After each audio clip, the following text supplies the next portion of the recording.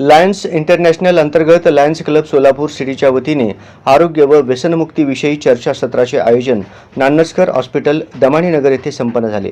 यावेळी अध्यक्ष मोहन भूमकर यांनी प्रमुख पाहुण्यांचे स्वागत करून सत्कार केले।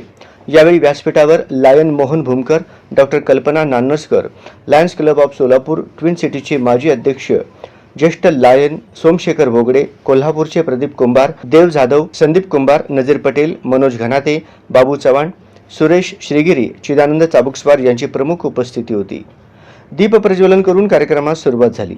यावेळी क्लबचे अध्यक्ष लायन मोहन भूमकर यांनी दारू आणि गुटख्यामुळे आजारी पडत आहेत, तसेच प्रदीप कुंभार यावेळी क्लबचे अध्यक्ष लायन मोहन भूमकर यांनी दारू आणि गुटख्यामुळे लोक आजारी पडत आहेत, तसेच प्रदीप कुंभार, देवसर, डॉक्टर कल्पना नान्नजकर यांनी आरोग्याविषयी व व्यसनमुक्ती संबंधी मार्गदर्शन केले।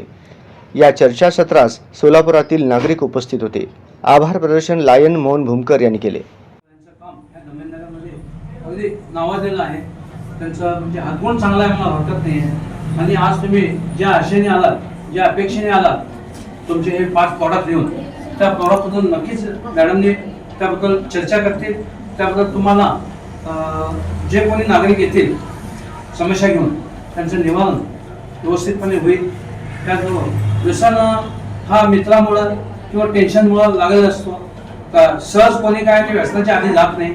मित्रांनी कोणतं सांगतं गंमत म्हणून घे या म्हणतात, ते गंमतचं रूपांतर नंतर ते संपूर्ण फॅमिलीला त्याला त्रास होणार आहे।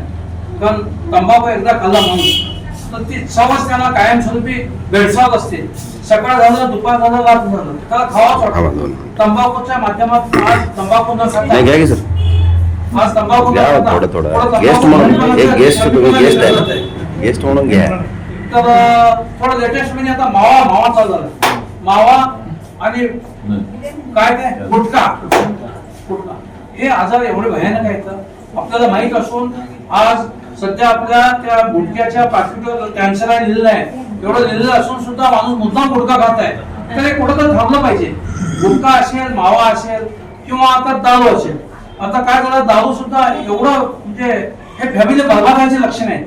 ज्याला बाबा फार मोठा काम आहे, फार मोठा ओझं काम आहे, शारीरिक कष्ट आहे, एखाद्या बाबा काय घेतला तरी ठीक आहे, शारीरिक फार कष्ट आहे त्याला, काही गमत म्हणून घ्यावे आणि कोण पण घ्यावे। एक तर पैसे खर्च झाले हरकत नाही, बाकीचे उपद्रव किती होते सर, फॅमिली डिस्टर्ब व्हायला, मुलाकडे लक्ष नाही, शाळेकडे लक्ष नाही, बायकोकडे लक्ष नाही, रोज उठून भांडणं, त्याच्यामुळे डिवायडेशन, पुन्हा घटस्फोट, या सर्व लफडे होऊ नये म्हणून आपण शक्यतो प्रामाणिकपणे आपल्या घरात राहावं आणि व्यसनापासून आपण कसं शक्यतो आपण मागं सरकावं। व्यसन हा फार वाईटच प्रकार आहे, तर व्यसनापासून मुक्ती मिळवून घ्यावी।